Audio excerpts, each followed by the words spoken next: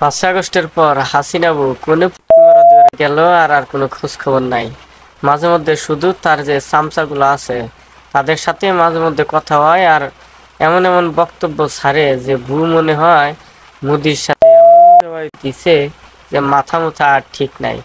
তার যে চামচাগুলো আছে তাদের সাথে যে মাঝে মধ্যে ফোনে কথা হয় সেটাও আর চাপা থাকে না অনলাইন মিডিয়াতে। কিভাবে কিভাবে মিডিয়াতে চলে আসে বউ সেটা হয়তো বা জানে না।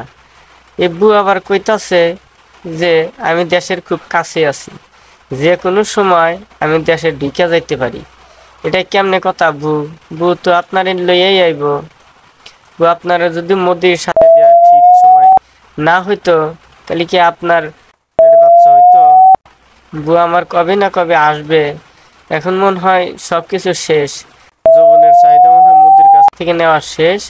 এখন দেশে আসার জন্য একটা পরিকল্পনা করতেছে। তবে বু তুমি যদি দেশে আহো তাইলে মনে করো না যে তুমি ভালোভাবে থাকতে পারবা। যে সকল মানুষের খুন করছাও, তোমার পোষা কুত্তাদের দিয়া গুলি করাইছাও, মনে করো না যে দেশ আইলে তোমার এমনি এমনি ছাড় দেওয়া হবে। তুমি আইলে যে তোমার নিচে খুব ভালো করে ক্যাম্পাস করে আইসো, কারণ দেশে আইলে তো সাধারণ জনগণ তোমার ছাড়বো না। আর বিএমপি তো এখন পাগলা কুত্তাল্লাহান তোমার পেছনে খেয়ে গেছে। তুমি এবার দেশে আইলে বু তোমার এবার খুবই খবর আছে। মানে তুমি দেশে আসলে তো আসলে তোমার জেল ছাড়া তো উপায় নাই বু।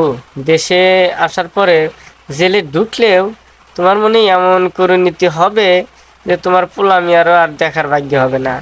ওইখান থেকে দেখো ভাইয়া ভাইয়া কোনখানে যাইতে হারো কিনা। কারণ বাংলাদেশে যদি তুমি আইয়াই পড়ো তাহলে বিএনপির মানুষ কিন্তু তোমারে ছাড় দিত না। তোমারে মুদির পরে স্থানটা এখন কি বলি, বিএনপিদের নিতেও তো খারাপ লাগবে। একজনের ব্যবহার করে না জিনিস তার একজনে খাইতে চাবে না, তাই না? তবে বু তুমি যার সাথে কথা কও এলা সাবধানে কথা করার চেষ্টা করো। দেশের মানুষ কিন্তু এখন খুবই সচেতন।